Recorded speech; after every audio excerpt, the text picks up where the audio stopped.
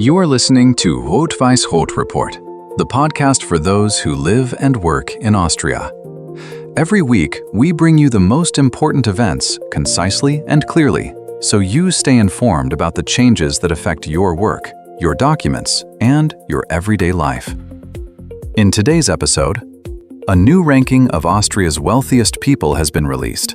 We reveal who topped the list. All 27 European Union member states have officially confirmed that Russian hackers were behind the cyber attack on Austria's foreign ministry. From next year, Austria is introducing new road fines, so we walk you through a clear, step-by-step plan on how to contest or reduce the amount in letters from the police. A major salary study on supermarket workers has been published.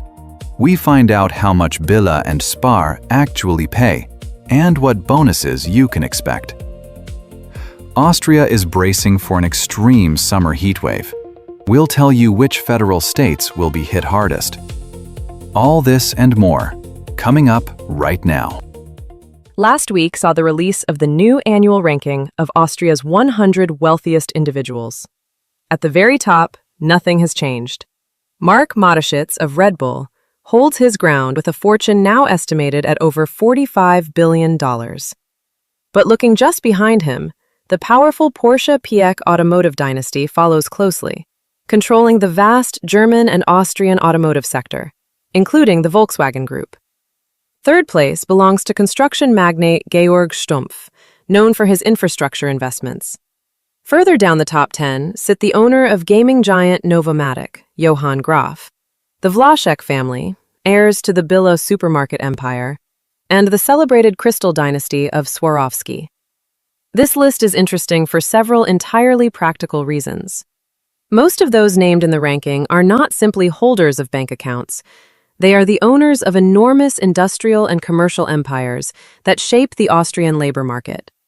The fact that their wealth continues to grow steadily despite every crisis means that these companies are standing on firm ground, and mass layoffs in these key sectors of the economy are not on the horizon. On the other hand, it is precisely these family-owned corporations that provide the lion's share of tax revenues that allow Austria to maintain its free healthcare, developed infrastructure, and the high level of social protection that we all rely upon. The next major story of the week, one that brought Austria to the attention of the entire European Union, was the official confirmation of a large-scale cyber attack on the country's Außenministerium. Last week, all EU member states signed a joint statement formally attributing the attack to the hacker group Turla, which European intelligence services directly linked to Russia's Federalnaya Sluzhba Bezopasnosti. According to the Austrian diplomatic ministry, the perpetrators operated with exceptional professionalism. They remained undetected within the system for an extended period and succeeded in gaining access to sensitive internal data. Vienna's response was immediate and, by local diplomatic standards, unusually firm. The Außenministerium summoned the Russian ambassador to deliver an official protest. For a country that has historically and constitutionally maintained military neutrality, and always sought to serve as a bridge for dialogue between East and West, such a move is a very serious and radical political signal. To understand why this event has caused such resonance, it is worth recalling the broader context. Turla is not simply a group of ordinary internet fraudsters. It is one of the most dangerous espionage cyberstructures in the world, one that has spent decades attacking government servers, embassies, and military installations across NATO and the European Union. The fact that they managed to penetrate the Austrian ministry and extract information from it means that not only Austria's own internal documents were compromised, but also classified data belonging to European partners with whom Vienna regularly exchanges intelligence. For Vienna, this is a colossal reputational blow, since European neighbors can now reasonably ask, is Austria actually capable of reliably protecting shared European secrets from Russian espionage? For people living and working in Austria, this story carries several very practical implications. First, the incident shatters the illusion that Austrian neutrality can shield the country from modern hybrid threats. Austria is a fully integrated part of the Western world, and its state institutions are just as much a target for cyber attacks as those of Germany or France. This means the government will be compelled to invest hundreds of millions of euros in upgrading IT security, cyber defense, and digital infrastructure. For specialists working in information technology, cybersecurity, or software development, this is a clear signal. Demand for their services in the Austrian public and corporate sectors will only grow rapidly in the years ahead. At the same time, espionage scandals of this kind will inevitably lead to a tightening of general security checks across the country. If your work in Austria involves government contracts, critical infrastructure, communications, or finance, be prepared for significantly stricter internal company audits, document verification requirements, and expectations around employees' digital hygiene. The state is trying to seal every possible avenue for information leakage, and this will directly affect the rules of the game inside many Austrian companies. Among other events of the past week, it is worth noting the latest data from Austrian mortality statistics. Official research shows that more than half of all deaths in the country are still attributable to just two leading causes: cardiovascular disease and cancer. Specialists are once again emphasizing that early diagnosis substantially improves the chances of successful treatment. And if you have been putting off a preventive checkup for lack of time, now is precisely the right moment to address that. From a practical standpoint, there is one important tool within the Austrian healthcare system that many foreigners simply do not know about. This is the state program known as Vorsorgeuntersuchung, a full preventive health checkup that every person aged 18 and over has the right to undergo completely free of charge once a year. No expensive private insurance is required. All costs for blood tests, cardiac screening, blood pressure checks, and basic oncological screenings are fully covered by the standard e-card. In everyday terms, this is remarkably straightforward. Simply find the nearest Kassenarzt with the Alle Kassen designation, call the practice, and mention the term Vorsorgeuntersuchung. This allows you to receive a thorough examination without spending a single euro from your own pocket. And we move now to the economics news, coming right up. Let us begin with the property market. Austria is experiencing a serious rental shock. Rents continue to rise sharply in most major cities. Analysts identify several key trends, and the foremost among them is that demand significantly exceeds supply. The situation is particularly critical in Vienna and Salzburg, and new construction is simply failing to keep pace with market needs.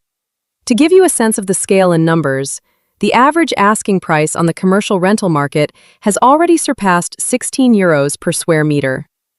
Breaking this down by city, Vienna, as expected, leads the way, with new apartments listed at an average of 22 euros per square meter. Right behind the capital comes Salzburg at 21 euros. In other words, a standard two-bedroom apartment of 70 square meters in Vienna's private sector will set an owner back more than 1,500 euros per month, and that is before utility costs. Data from Statistik Austria for the existing occupied housing stock paints a somewhat more encouraging picture.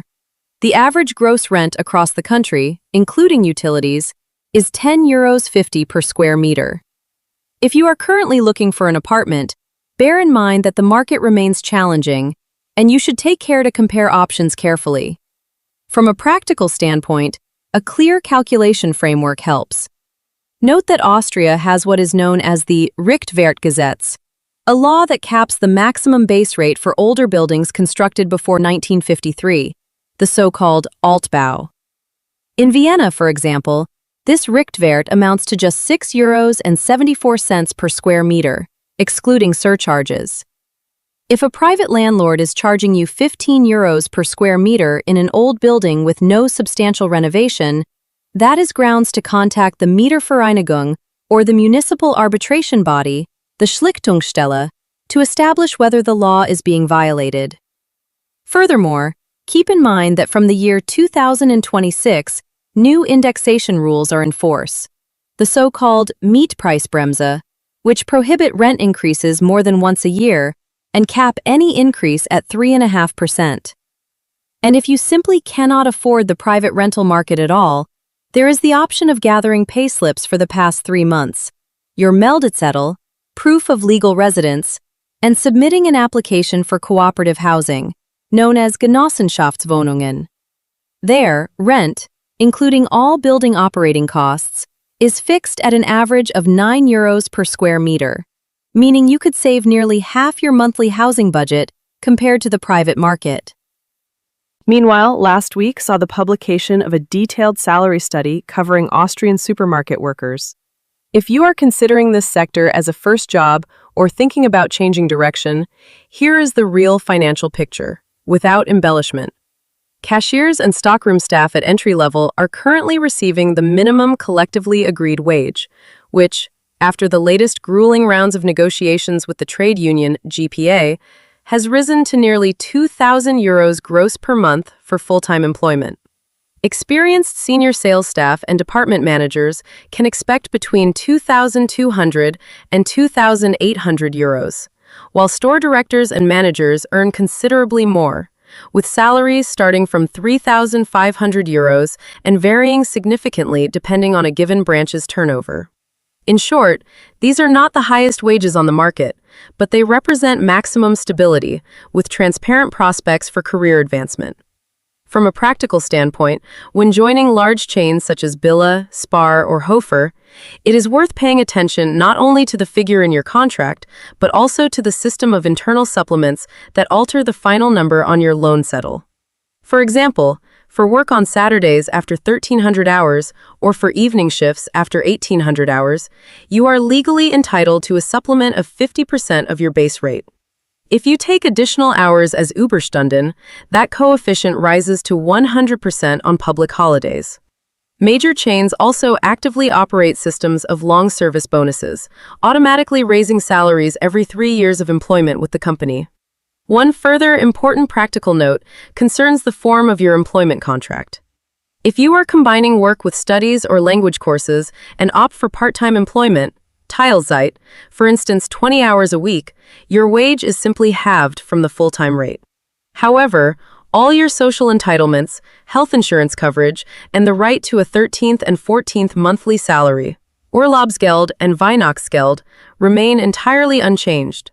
Moreover, many chains offer their staff internal corporate discount cards, giving up to 10% off the full range of food products, which, given current inflation levels, allows for meaningful monthly savings on the family food basket. As for the general economic situation in the country, the latest news is, unfortunately, less encouraging. A fresh wave of tensions in the Middle East, and in particular the ongoing conflict surrounding Iran, is beginning to make itself felt in the Austrian economy.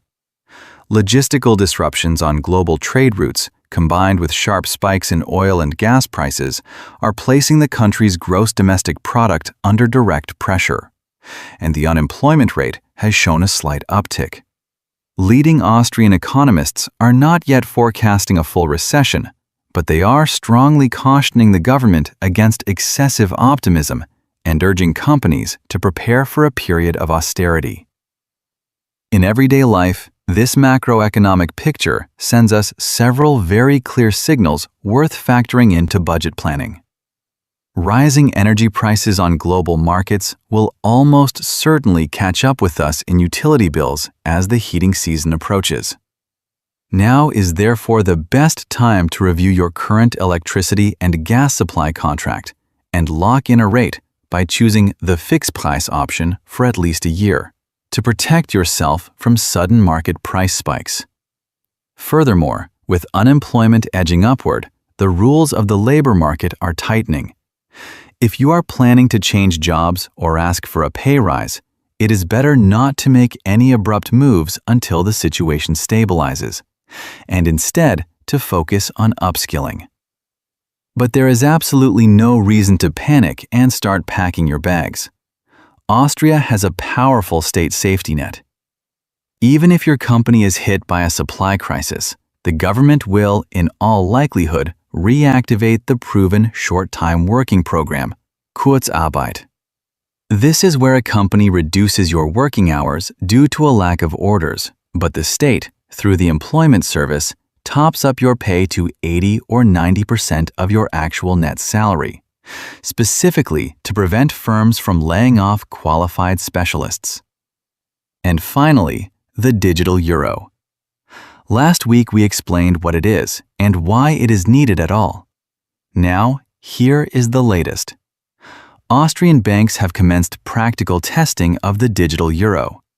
This means the technology is moving from theory into real-world trials. For now, this is a closed pilot. No broad public launch is expected in the near term, but progress is being made. The largest financial institutions in the country have already been brought into these closed tests, including Erste Bank, Raiffeisen, and UniCredit Bank Austria. In practice, the testing works as follows. A limited circle of bank employees and technical specialists have been issued special digital wallets with a limit of up to 3,000 euros. They are putting the system through its paces in real-life conditions, making purchases via standard POS terminals at the checkouts of major retail chains, including the giants Billa and Spar. The general public cannot currently try the system or download an app, as access is strictly controlled via the bank's internal lists for the purpose of testing transaction speeds and encryption resilience. Nevertheless, for us, this is a clear signal. Austria's infrastructure is fully prepared for digital innovation, and when the official public rollout arrives, settling in this new form of currency will be possible in any familiar supermarket around the corner. That concludes all the major financial news from the past week. And in just a moment, we turn to new fines, how to handle them if they arrive, and other important changes for migrants. From the 1st of January 2027, a new and substantially stricter package of administrative penalties for road traffic violations will officially enter into force across the country.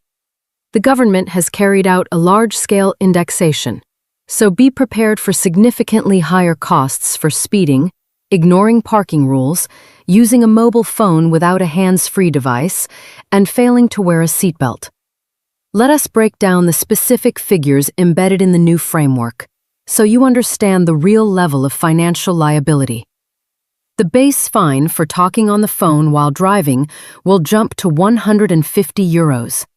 If a radar catches you exceeding the speed limit within a built-up area by just 20 kilometers per hour, expect to pay a minimum of 200 euros rather than the usual amounts.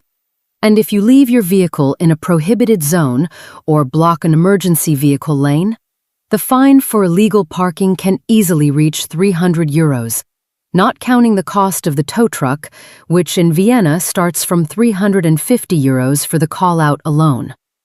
From a practical standpoint, given the severe financial penalties now awaiting us on the roads, it is worth knowing your rights and having a clear plan of action if an official letter from the police or the magistrate has already landed in your postbox. If you receive a letter containing a fine, first establish what type it is. If you were issued an on-the-spot fine of up to 90 euros, that is an Organstrafverfügung, you cannot appeal it directly, but you can refuse to pay. Proceedings will then be opened in full, and it is within those proceedings that your rights arise. If a fine arrived by post following a camera or radar reading and amounts to up to 365 euros, an Anonymverfügung, the same applies. Do not pay if you believe you are in the right, and the case will go to formal review.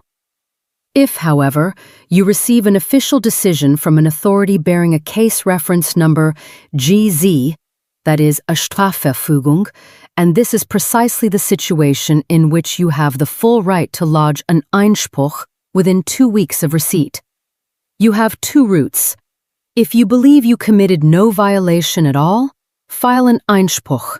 meaning contest the liability in full. The fine is then suspended and the case is reviewed from the beginning. If a violation did occur but the sum seems excessive, you can acknowledge the fact while requesting a reduction, citing your income, dependents, and financial circumstances. And if the amount is simply unmanageable in one payment, submit a separate application for a payment plan. Ratenzahlung.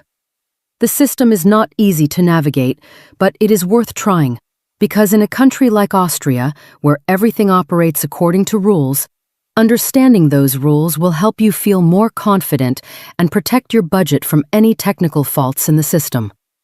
Continuing on the subject of vehicles, a reminder that EU and Austrian safety standards for cars have officially changed. From now on, only passenger vehicles and commercial transport that are equipped at the factory level with an advanced emergency braking system will be approved for initial registration. The essence of the technology is that a vehicle must independently and clearly detect pedestrians and cyclists ahead of it and apply automatic emergency braking if a genuine collision risk arises.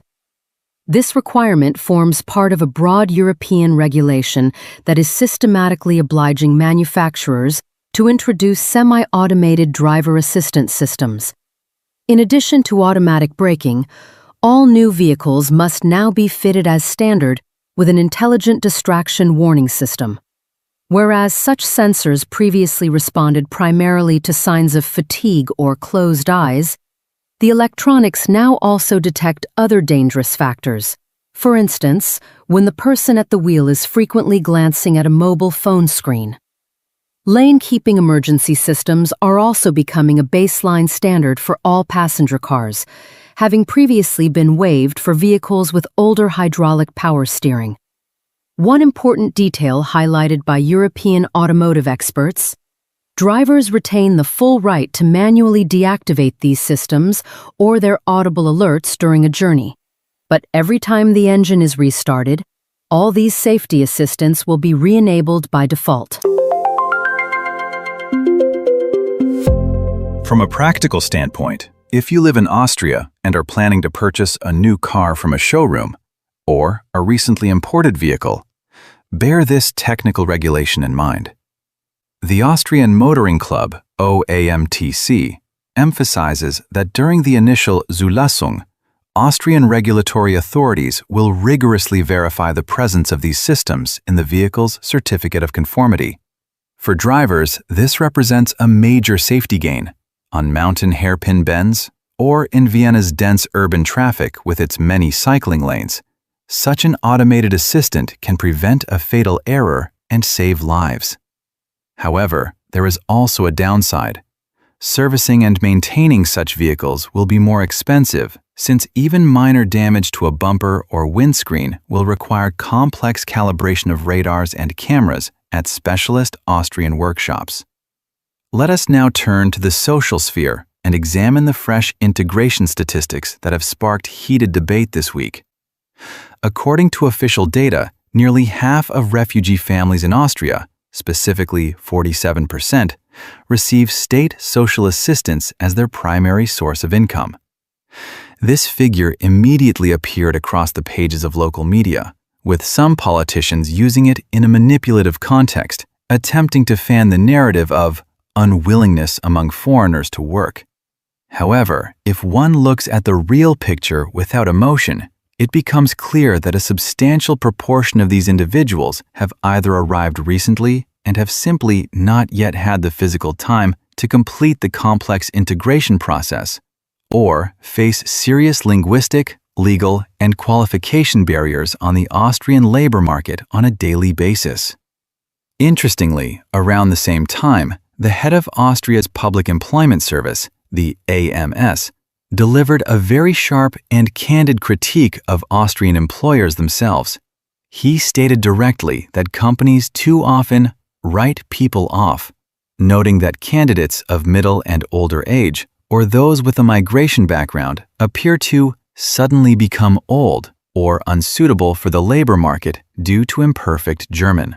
The head of the agency called on the business community to stop setting unrealistic requirements and instead to hire people more actively, investing in their development on the job. From a practical standpoint, if there is a strong desire to exit dependency on state payments and find a decent position, the course of action is very clear. The AMS is not merely a supervisory body. It is a vast infrastructure with a €1 billion budget, and it is obliged to help you integrate. But do not wait for your case manager to proactively suggest something. Come to every meeting with a specific request. You have the full right to intensive German language courses up to B2 level, specialist language training tailored to your professional field, and full or partial funding for retraining, known in Austria as Umschulung.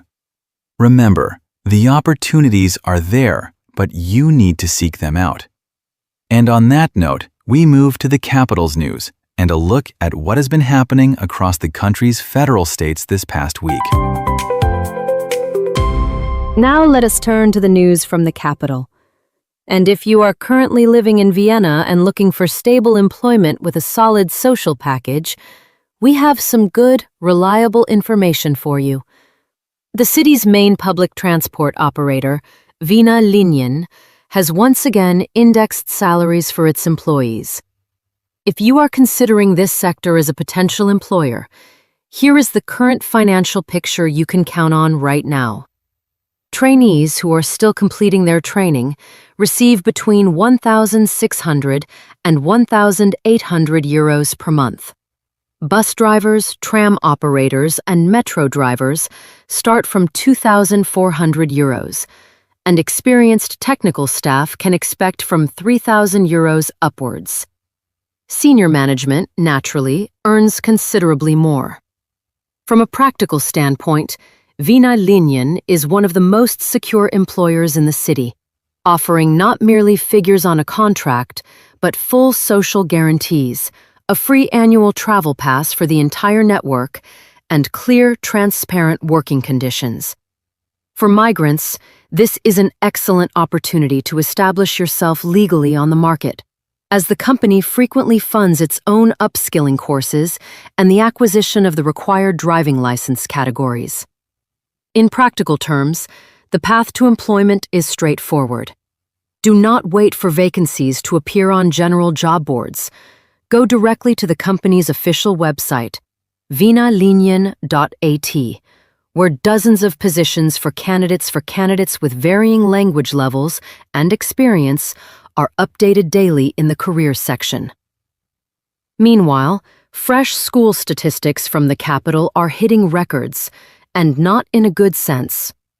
The number of cases in which pupils were temporarily excluded or suspended from classes due to disciplinary violations rose by 150% in a single year. This striking figure has sparked intense debate among educators and points to a substantial increase in classroom conflicts. If your children attend Viennese schools, it is worth keeping one simple thing in mind. In this situation, it is critically important to stay in constant communication with the class teacher and to know your rights as parents clearly, so as to protect your child from any biased treatment. Remember that under the Austrian legal system, any suspension of a pupil from classes must, without exception, be issued in writing, with a clear statement of the reasons and the duration. You are not obliged to accept such a decision at face value. Every such document can be formally contested through the Bildungsdirektion Wien. From a practical standpoint, if a conflict situation arises, do not attempt to resolve it emotionally. Instead, turn immediately to the free parental associations or school ombudsmen, who will help you establish whether the administration's actions were lawful and prevent any unjust mark from being placed on your child's school record. Another notable urban issue in recent times is a new wave of complaints about aggressive bottle collecting in the capital's parks. People who gather glass and plastic containers for recycling at reverse vending machines occasionally behave in an overly aggressive manner or openly harass parkgoers, demanding that they hand over their items. The city authorities have already officially acknowledged these reports and are increasing patrols of recreation areas, though no additional strict restrictions have yet been enacted. It is worth understanding that collecting bottles is not in itself a criminal activity. But if such behavior crosses a line of decency and causes you discomfort, there is no need to tolerate it. In everyday life, this is a very straightforward situation. If someone is pestering you during a picnic, you can call the city's official hotline or approach the park's municipal warden. If there are clear signs of threats, psychological pressure, or aggression, the course of action is singular. Call the police immediately on 133. This will help cool the ardor of those disturbing the peace and compel city services to more quickly develop clear rules for such collectors so that Vienna's parks remain a safe place for families and young people to enjoy. And to close the Vienna news on a pleasant and useful note for summer leisure, if you have not yet visited the famous film festival am Rathausplatz, do find the time to go at least once this summer. This is a unique, free open-air festival right beside Vienna's Rathaus, where legendary opera performances, classical concerts by world-class artists, and quality musical films are screened on a giant outdoor screen every evening. Entry is entirely free for everyone. The atmosphere is extraordinary, and this is precisely that wonderful occasion when Vienna shows itself at its very best, welcoming, cultured, and generous. For those planning their evening, here is a useful tip. Arrive at the square a little early, as the number of seats in front of the screen is limited and there is always a large crowd. Next to the viewing area, a vast food market runs with cuisines from around the world, making this a wonderful opportunity not only to enjoy free music, but also to arrange a delicious open-air dinner without unnecessary expense. The full screening schedule can be found on the festival's official website, so choose an evening that appeals and enjoy the city. And now we leave the capital and turn briefly to what has been important and noteworthy this week across the country's federal states. We begin in Der Steiermark.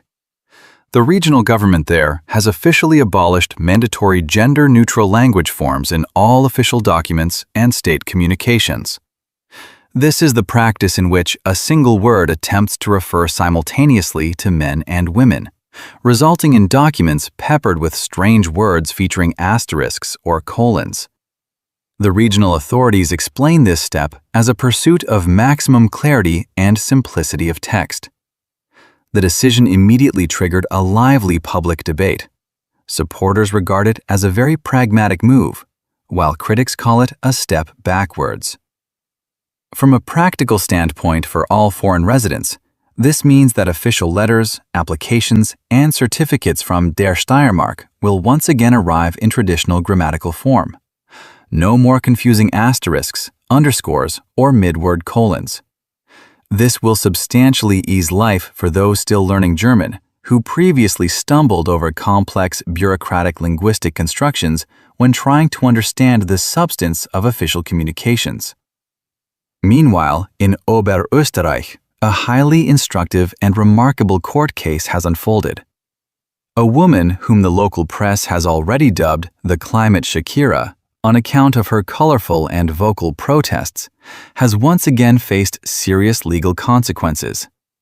This time, the court handed down a sentence of 4 months suspended imprisonment for simply resharing a video recording of a protest action on social media.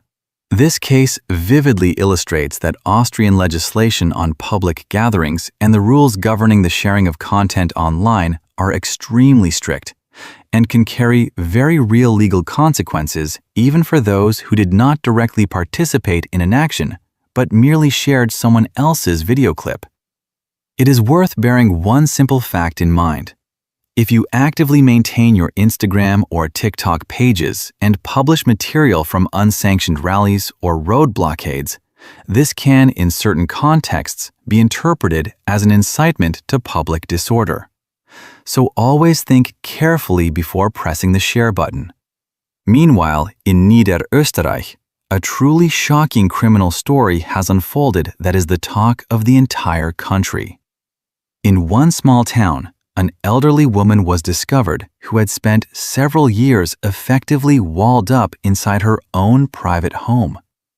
Her son, a practicing physician by profession, had carefully concealed his mother's death throughout this entire period.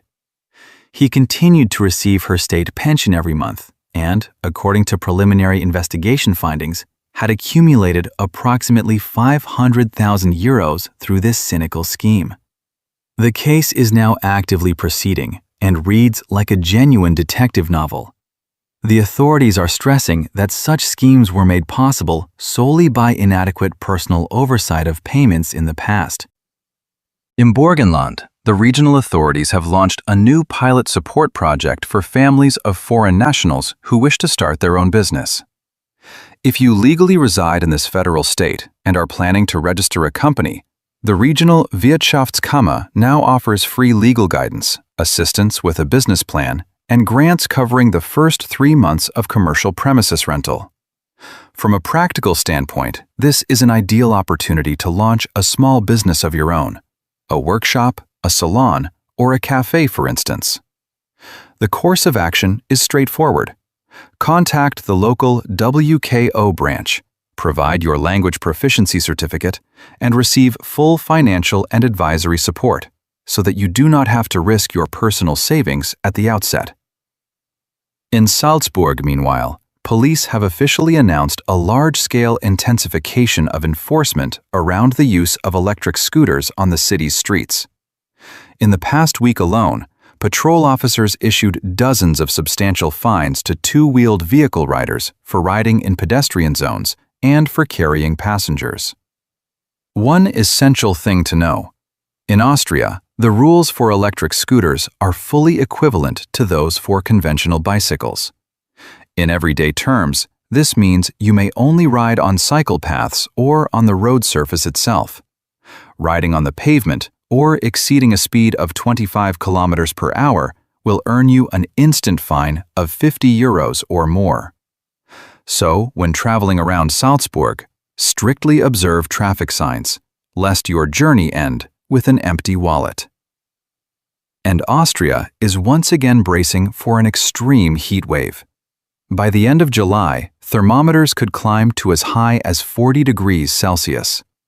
According to official meteorological forecasts, the regions set to suffer most from record-breaking temperatures include Die Steiermark, Niederösterreich, das Burgenland, and, of course, the capital, Vienna. If you are currently in any of these regions, please take every care for yourself and your loved ones during these difficult days. The safety rules are simple, but they genuinely protect your health. Drink as much plain water as possible. Avoid prolonged walks or heavy physical labor in direct sunlight during the middle of the day. And under no circumstances leave small children or pets in a closed vehicle, even for a few minutes. The interior of a car in full sun reaches critical temperatures almost instantly. And that concludes today's episode. Thank you for being with us this week. We will continue to keep you informed about the most important developments. Subscribe to the weekly podcast Rot-Weiss-Rot Report, the podcast for those who live and work in Austria. We are available on Apple Podcasts, YouTube, and Spotify. That's all for now. We'll be back in a week.